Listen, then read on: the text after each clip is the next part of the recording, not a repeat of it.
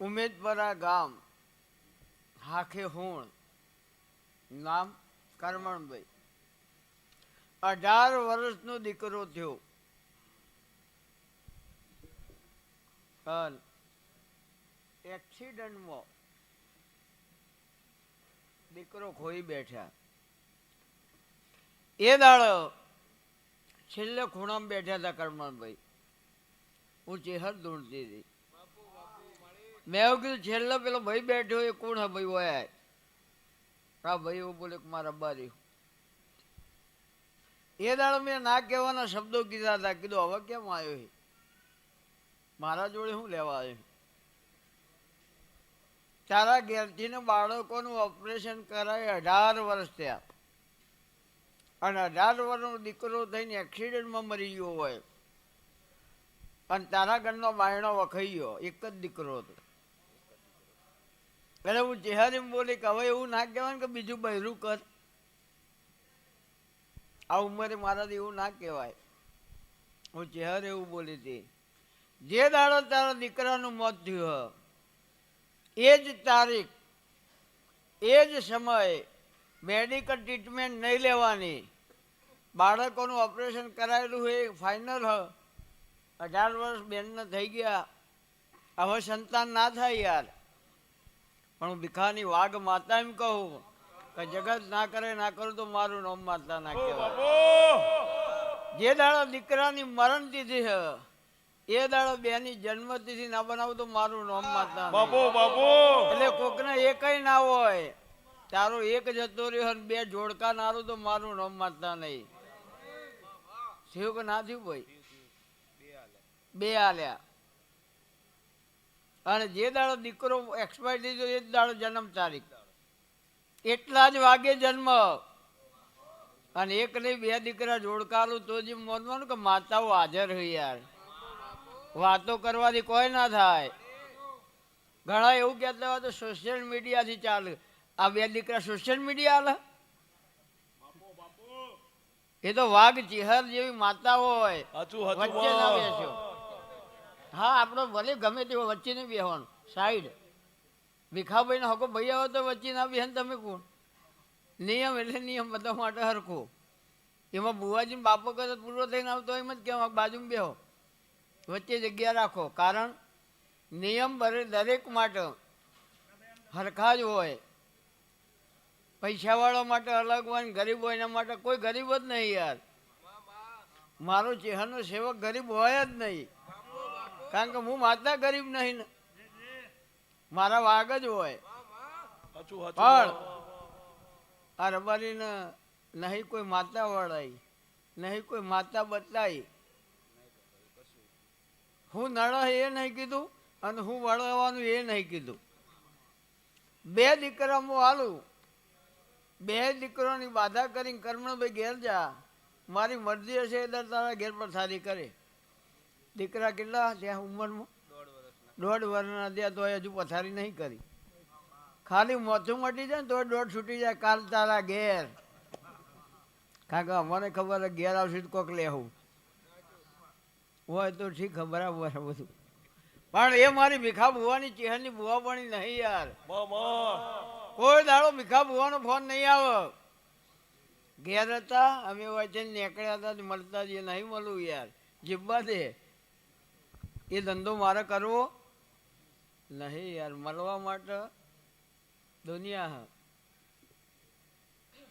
પણ વચ્ચે નીકળ્યા રસ્તામાંથી ડીઝલના પૈસાનું સેટિંગ કરી અને આગળ ધૂણવા જઈએ કોમ આવવાનું નહીં યાર. અને એવું ધૂણવું એ નહીં. મારા સેવકના ઘેર ના હોય તો મારા ચેહારના ખજાને ખોટ નહીં યાર. તો કરમણભાઈ આજે એક ભાઈને એવું કીધું તમને જે માતા રિઝલ્ટ ચાલ્યું ને એને મારે મળવું અને મારે એની બાધા લેવી. એટલે એવી તમે બેને વાત કરીને ભાઈબંધીમાં તમે હંગાટ લઈને આવ્યા હોય તો ભીખાની માતા દઉં. કયું કહો? હા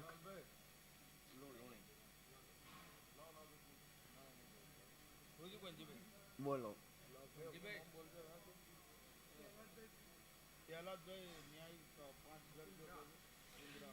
ફુંદરા પ્રહલાદભાઈ ન્યાય તરફથી 5,000 રૂપિયા ગાયોમાં બોલી શકો. પુદ્રા પ્રહલાદભાઈ ન્યાયી તરફથી 5,000 રૂપિયા ગાયોના 4 પેટે આવે. બોલો ચેહર માતની જય. હવે લાલા નવીન દીકરો આવશે ને જૂની નો ધાવણ આવશે, આવી કેસેટો પહેલા બહુ વાગતી હતી. ચિયા ગામમાં બન્યું. અને આ તો નામ નિશાન હાથેની વાત યાર. જેને ચેક કરવું હોય ધણી આ જયારે ફોન નંબર જોવો તો એ લઈ શકો, ઘેર જઈને ચેક કરવો તો કરી શકો. હજુ બે ઘોડિયામાં જ રમવું.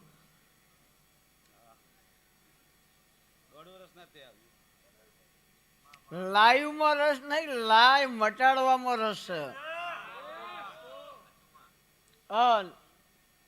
આ ઉંમરે બાળકોનું ઓપરેશન કરાવી લીધે લાલા 18 વર્ષ થયો હોય અને પછી માતા એમ કે હું દીકરો આલી તો બાળકોનું ઓપરેશન થઈ ગયા પછી સંતાન ના થાય યાર.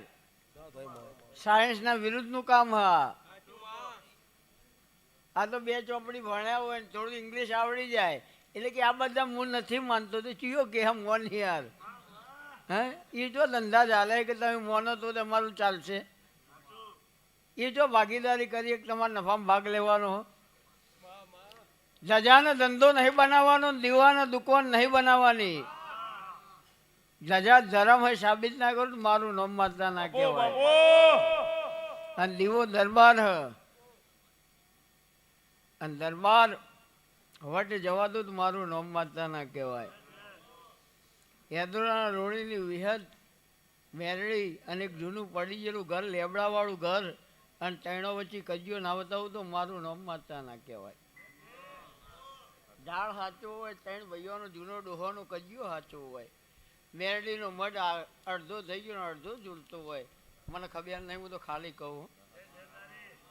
તો મેરડી એમ કહે કે વિહત નવું મેરડી 20 વર્ષથી આગો પાછો થઈ ગઈ, 1-2 વર્ષની વાતો જવા દે.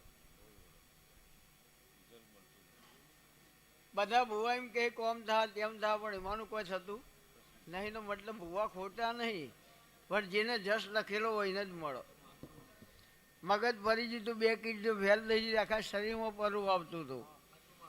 હવે ઈચ્છા આવી ગાયમાં કોઈ કાઢું ચહેરમાં આજે જ માગે. આ સુધી ભીખા ભૂવાએ કોઈ દાડી કીધું નહીં કે મને આલો. આ 5,000 રૂપિયા ગાય ને આજે તો માગી માગીને લેવાય. ખીચામાં ભાડું ના રહે તો કાઢી લેવાય.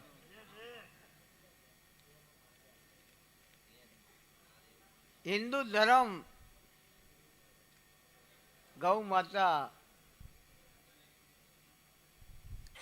વજા ભગત જેવા અમે ભગત નહીં યાર,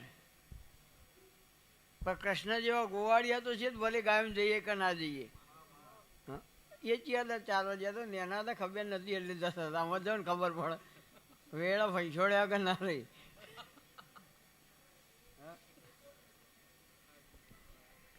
ગાયો કરતો બટેરો લાવ્યો બહુ. ગાયો શું કરવું ભાઈ. પણ તોય યાર દુનિયાને ગાય ઉપર દયા આવો. ગાય માટે આજે જગત મરવા તૈયાર છે. અને એટલે એક કવિતા મને હજુ યાદ હ.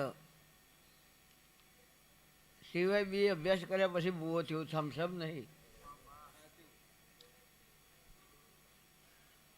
એ વખત અમારા ઝવેરચંદ મેઘાણીની કવિતા આવતી ગુજરાતીમાં. મને એ જ સમજાતું નથી આમ શેને થાય છે. ફૂલડા ડૂબી જાય ને પથ્થરો તરી જાય છે. લીલાછમ ખેતરો આખલાઓ ચરી જાય છે. કામ દેનુને નસીબ નથી સૂકું એક તણખલું. મને એ જ સમજાતું નથી આમ શાને થાય છે. ફૂલડા ડૂબી જાય પથરા તરી જાય. અમીરોની કબર ઉપર ઘીના દીવા થાય છે. ગરીબને ખાવા માટે તેલનું ટીમ્પું એ નસીબ નથી. મને એ જ સમજાતું નથી. લાખોની હેરાફેરી કરનારાઓ મહેફિલે મંડાય. મુઠ્ઠી ભર ધાનની ચોરી કરનારાઓનો ચોરે દંડ થાય. મને એ જ સમજાતું નથી આમ શેને થાય છે. આ દુનિયા હા યાર. અબજો રૂપિયાના બૂચ મારે અને લાખ રૂપિયા દાન કરે કે દાનવીર કરણ આયા. આ કરણ તો કઈકોને ભૂકા કાઢી નાખે યાર.